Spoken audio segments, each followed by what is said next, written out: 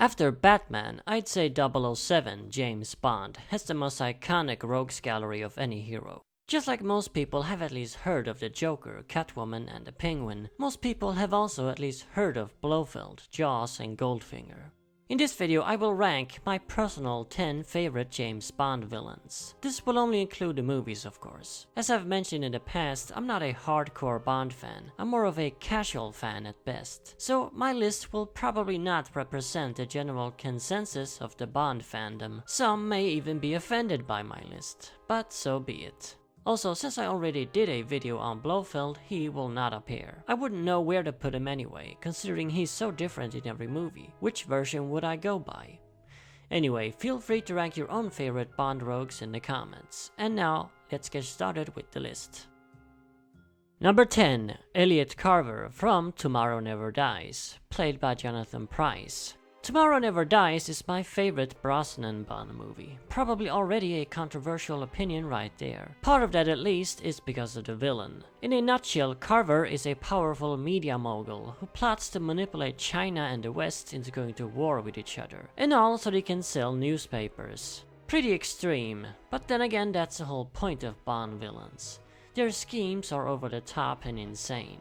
With that said though, I don't really think Carver is that far-fetched. Nowadays, we know just how corrupt and sinister the mainstream media really is. I wouldn't put it past them to start a war just so they have something to report on. Carver is also delightfully smug and smarmy, a real arrogant, narcissistic jerk, played to perfection by Jonathan Pryce. Number 9. Fran Sanchez from License to Kill, played by Robert Davi.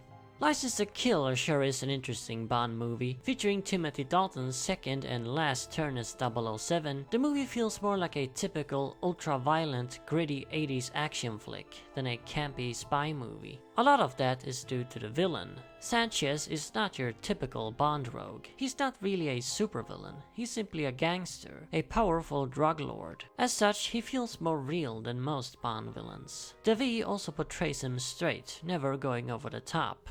Sanchez is a very cool, charming and suave rogue, a hood with style. He's also interesting because the character's arc in the film is basically a descension into paranoia. Sanchez seems to greatly value loyalty, but throughout the film he experiences betrayals, double crosses and goons failing him. By the end of the movie he seems to feel that everyone is against him and all he's got is himself. Despite the fact he's a wicked villain, it's actually almost sad. Number 8. Dr. Julius No from Dr. No, played by Joseph Weissman. The very first Bond movie villain. No is a half-German, half-Chinese mad scientist supervillain and member of Spectre, the organization led by Bond's nemesis Blofeld. He lost his hands during an accident with radiation, and thus had them replaced with powerful metal hands.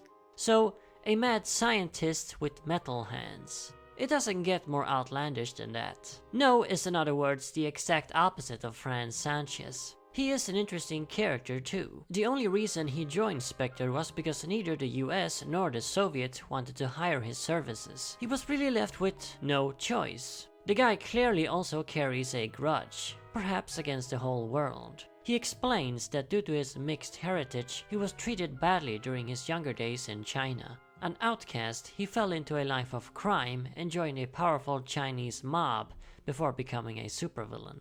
The only reason I don't rank Dr. No higher is because despite the movie being named after him, he doesn't really appear that much. Most of the movie is just Bond facing off against his goons, and No himself doesn't show up until the very end. Number 7. Hugo Drax from Moonraker, played by Michael Lonsdale. Maybe my most controversial choice, as all Bond fans seem to hate this guy as well as the movie he appears in. I for one think Moonraker is great. It's perfectly campy, outlandish and comic booky. I don't think Bond is supposed to be too serious anyway. The entire concept of a super spy with goofy sci-fi gadgets is pretty silly after all, and I mean that as a compliment.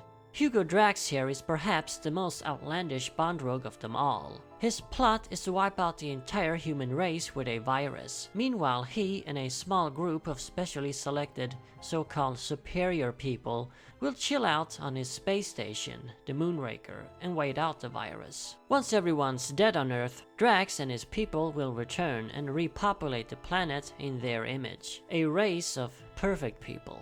Basically, this guy took a page out of Ra's al Ghul's book, and that's why I like him so much. He's so comic booky. He's a madman who doesn't view himself as a villain but a visionary. Lonsdale also gives an interesting performance. He seems rather uninterested and bored by everyone, like it's beneath him to deal with mere mortals, which is of course very befitting a guy with an obvious god complex.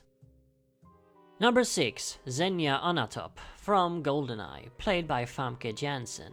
Onatopp is not the main villain in GoldenEye. She's actually the right-hand woman of this guy, a cheap two-faced knockoff. Seriously, he's even called Janice and used to be Bond's friend. I'm surprised DC didn't sue. Anyway, while I'm not a fan of poor man's Two-Face, I do really like his henchwoman Xenia. Xenia is a really crazy broad, to put it mildly. She's a completely merciless killer, but that's not enough. She also gets sexual satisfaction from killing.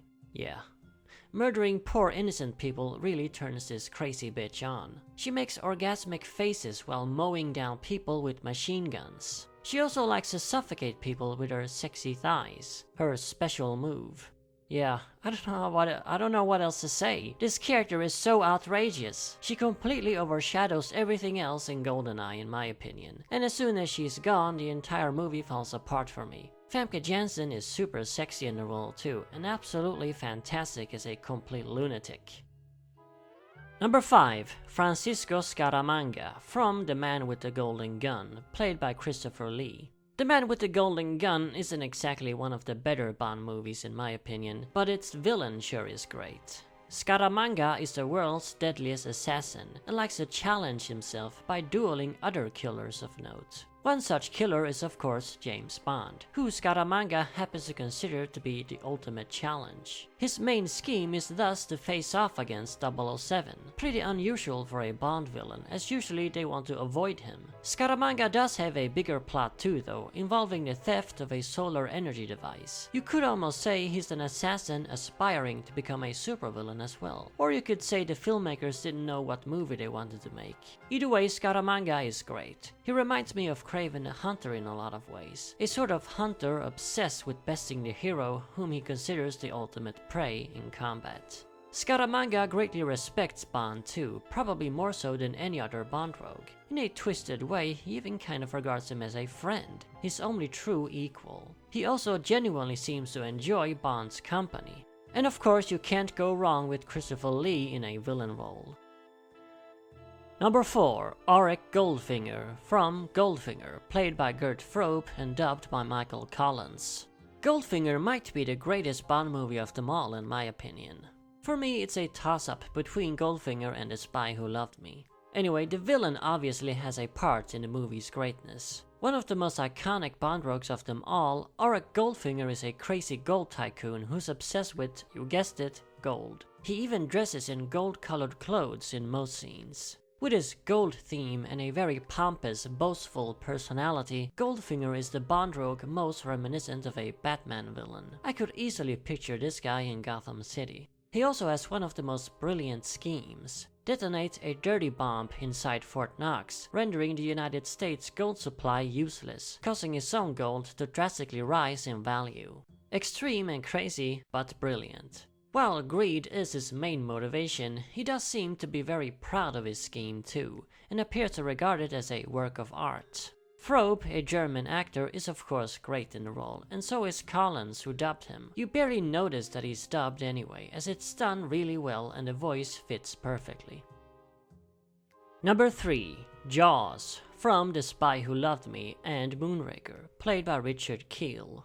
Jaws is another henchman, not a main villain. In The Spy Who Loved Me, he worked for Karl Stromberg, and in Moonraker for Hugo Drax, whom we've already talked about. Jaws is probably the most iconic and memorable henchman in the entire Bond series, which is not a small boast, considering it's a series full of colorful and quirky henchmen and henchwomen. Some would even argue the henchmen should have their own list, separate from the main villains. Anyway, Jaws is also the only villain besides Blofeld to appear in more than one movie, at least I think he is. So Jaws is a huge, intimidating guy fitted with super strong metal teeth. In his first film, the character is played up almost as a horror villain, a mute monster of a man who just will not stop coming after you. In a lot of ways, he reminds me of the Terminator, a seemingly unbeatable and unstoppable stalker, and they both have metal parts. Maybe Cameron was inspired by Jaws, who knows. In the second film, he's played up more for laughs, which admittedly goes perfectly with the campy tone of Moonraker. I do prefer his scary portrayal in The Spy Who Loved Me though. However, I do really like his arc in Moonraker. In the film, he switches sides and joins the good guys when he realizes there is no place for him and his newly acquired girlfriend in Drax's perfect world. Drax was planning to have him killed all along. Two different takes on the same character that both somehow work and don't end up feeling contradictory to one another. And when I think about it, I like the fact they did something different with him in the second movie, and not just a repeat of the first one. Number 2, Karl Stromberg, from The Spy Who Loved Me, played by Kurt Jurgens. So I just mentioned this guy, the first villain Jaws worked for. Oddly enough, Stromberg is pretty similar to Jaws' second employer, Drax. They're both Ra's al Ghul style villains. Stromberg is considerably stranger than Drax though, and certainly far more mad. In fact, he may be the maddest Bond rogue of them all. Drax's plan almost makes sense in a sick way, but Stromberg's is simply plain insanity. Stromberg is a germaphobe and seems to be utterly disgusted by humans. He also has a weird obsession with the sea and sea life. A multimillionaire, he lives outside of civilization in a bizarre sea craft dubbed Atlantis that's capable of diving underneath the water, the only place on Earth he feels comfortable. His plot is to start a nuclear war between the West and the Soviet Union, causing all of humanity to be wiped out. With all of us pesky humans gone, he's free to live in peace in Atlantis with a select few people deemed worthy by him. Yeah, I said he was crazy. He's also terrifying, even scarier than Jaws himself. From the moment we first meet him, we know this is one cold-blooded, demented bastard who means business. The movie sets him up perfectly, and Jurgens' performance is truly chilling. And now for my favorite Bond rogue. However, if you've seen my top 10 movie villains video, you already know who it is. Number 1, Raoul Silva, from Skyfall, played by Javier Bardem. Since I've already talked about this guy, I'll make this one very brief. Silva is easily the most sympathetic Bond villain. A former MI6 agent who was betrayed by his boss, he now seeks vengeance. His vengeance is fairly justified too. After all, look at the guy. That is a result of a suicide by cyanide capsule gone wrong, and all to protect the boss who betrayed him in the first place. That's not to say that Silva isn't a bit insane. Well, odd and eccentric at least. Bardem plays this weirdo perfectly. Silva is a great example of brilliant writing and brilliant acting working in unison to form the perfect villain. Sympathetic, eccentric, hideously disfigured, a snazzy dresser. Like I said, the perfect villain. And here you have it, my top 10 James Bond rogues. Tell me yours in the comments.